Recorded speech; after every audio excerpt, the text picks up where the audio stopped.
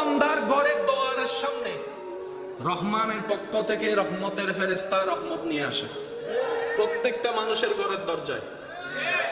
সে তাকিয়ে থাকে, দাঁড়িয়ে থাকে, কিন্তু আপনি আমি বলেন, আপনি আমি, সেই ফেরেশতা দাঁড়ায় থাকতে থাকতে থাকতে এক পর্যায়ে যখন সূর্য উঠে যায়, তখন ফেরেশতা বলে, আল্লাহ কাকে পাঠাইছো রহমত ফ্রি ফ্রি নেওয়ার জন্য? তো কেউ প্রস্তুত। তখন ফেরেশতা বলে, আল্লাহ এখন এই রহমতের ঢালা কি করব? রব বলে যে যা দিয়েছি তো দিয়েছি, আমি আর ফেরত নিই না। আল্লাহ আমি এখন কি করব? রব্বুল আলামিন বলে, সেই রহমতের ডালা তুমি জঙ্গলের মধ্যে গিয়ে ছেড়ে দাও, জঙ্গলের মধ্যে দিয়ে দাও, জঙ্গলের মধ্যে দিয়ে দাও। এবার বুঝতে পেরেছেন, যত্ন নেওয়ার মতো কোনো মানুষ না থাকার পরও জঙ্গলে এত গাছ কোত্থেকে আসলো, এত গাছে ফল কোত্থেকে ধরলো? আপনি আমি সার দিয়েও এত ফল ফলাইতে পারি না, সার দিয়ে এত ফল ফলাইতে পারি না। জঙ্গলের মধ্যে, গাছের মধ্যে আল্লাহ প্রদত্ত যত ফল চলে আসে। সুবহানাল্লাহ। আল্লাহ তাআলা আমাদের সবাইকে একটু বুঝার তৌফিক দান করুন। এই রহমত পাওয়ার জন্য নামাজের দরকার। নামাজ কি করে? বান্দার সাথে আল্লাহর রহমতের কানেকশন লাগাই দেয়। আপনাদের এলাকায় কি আজান হয়? এই আজানের মধ্যে যদি একটু খেয়াল করে দেখেন, কষ্ট যদি না হয় বলি,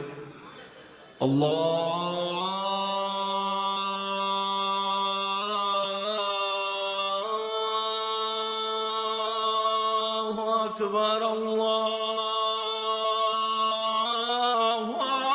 আকবার। শুরু হয় আল্লাহু আকবার দিয়ে। কার নাম? আজানে শুরু হয় আল্লাহু আকবার, আল্লাহর নাম। এবার আজানের শেষটা দেখেন, লা ইলাহা ইল্লাল্লাহ। শুরুও রবের নামে, শেষও রবের নামে। আর একটু জোরে বলেন।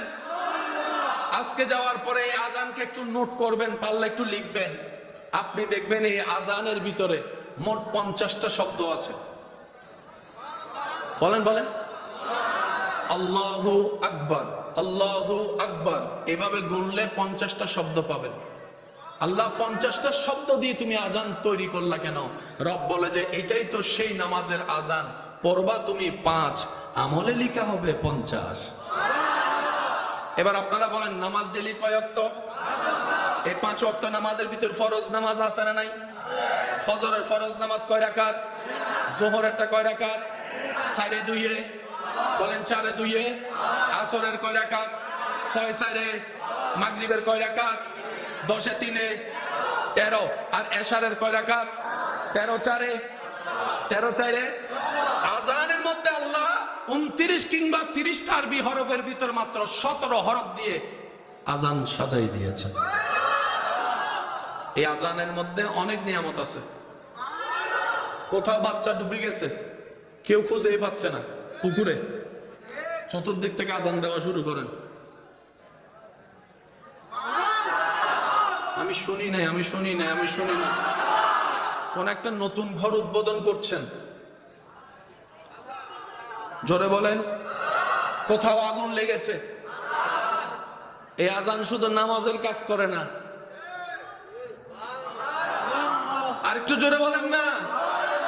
ব্যর্থতা আমাদের, আমরা গাদা, আমরা অনুপযুক্ত, আমরা নিয়ামত দিতেই জানি না, রব নিয়ামত দিতে প্রস্তুত। বলেন ঠিক কিনা? হরদম প্রস্তুত তিনি। যে কোনো বিপদ, ভূমিকম্প হয়, বলে না ভূমিকম্প হয়, ভূমিকম্প যখন হয় তখন চতুর্দিক থেকে কি শোনা যায়? এই আজানটাকে শুধু মামুলি মনে করলে হবে না। যারা আজান দেয় দুনিয়াতে, হাসরের ময়দানে আল্লাহ তাদের কণ্ঠনালী দিয়ে নূর বের করবেন। নূর, নূর, নূর। সবাই দেখে বুঝতে পারবে উনি সেই ব্যক্তি যে দুনিয়াতে আজান দিয়ে দিয়ে রবের নামের অ্যালাউন্স করেছিল। সুবহানাল্লাহ।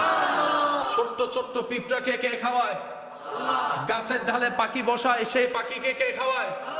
সবাইকে খাওয়ায় কে? উনি কি আপনাকে খাওয়াইতে পারবে না? সুতরাং কোথাও গিয়ে নিজের ইজ্জত, আত্মসম্মান বিলীন করার কোনো দরকার নেই। রবের উপর ভরসা রেখে চলতে থাকেন, বন্ধ রাস্তাও আপনার রব খুলে দিবেন, দিবেন, দিবেন। এটাই রবের ওয়াদা। একটু একটু পরীক্ষা তো নিবে, একটু বাজাই তো দেখবে, একটু কষ্ট তো দিবে।